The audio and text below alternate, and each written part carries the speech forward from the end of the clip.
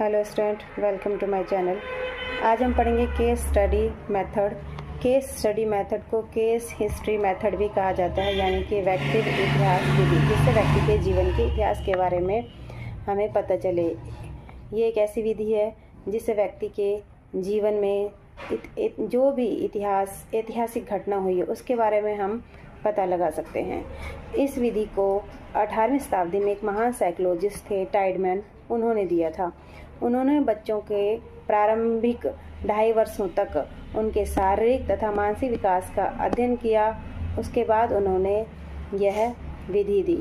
अन्य शब्दों में हम कह सकते हैं कि व्यक्तिवृत्त विधि एक ऐसी विधि है जिसके द्वारा एक सामाजिक इकाई, चाहे वह एक व्यक्ति, एक परिवार, संस्था तथा संस्कृति या समूह के जीवन का अन्वेषण या विश्लेषण किया जा सकता है।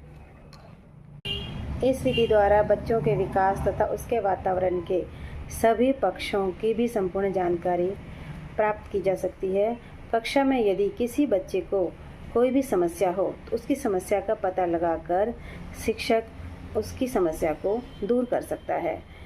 अब हम इसके उद्देश्य को पढ़ेंगे। व्यक्तिवृत्त अध्ययन विधि के 4 उद्देश्य हैं और इनमें से कई बार उद्देश्य को पेपर में पूछा जाता है कि किसके प्रति किस तरह का व्यवहार करेंगे और वह किस उद्देश्य के अंदर आएगा। तो आप देखिए, नंबर 1 है उपचारात्मक उद्देश्य। उपचारात्मक उद्देश्य है बीमार व्यक्ति से संबंधित व्यवहार को उपचारात्मक उद्देश्य कहेंगे। नंबर 2 है निदानात्मक उद्देश्य। जो विद्यार्थी होते हैं कक्षा में, जो पढ़ाई कर रहे होते हैं, कई बच्चे कमज़ोर होते हैं पढ़ने में, तो कमज़ोर विद्यार्थियों को शिक्षक से संबंधित परिस्थितियों में जो निर्देश दिए जाते हैं उन्हें कहते हैं निदानात्मक उद्देश्य। नंबर 3 है शैक्षिक व मनोवैज्ञानिक समस्याओं से संबंधित तथ्यों का अध्ययन करना। और नंबर 4 अन्य सूचनाओं को जोड़ना। तो इस तरह के ये 4 उद्देश्य हैं जिसे आप याद रखेंगे और पेपर में आपके काम आएंगे।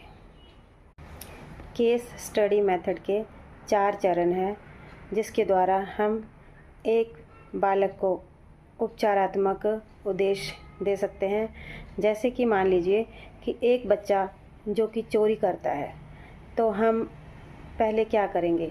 पहले हम उसकी समस्या का पता लगाएंगे कि उसको आखिर क्या समस्या है, वो किस वजह से चोरी करता है।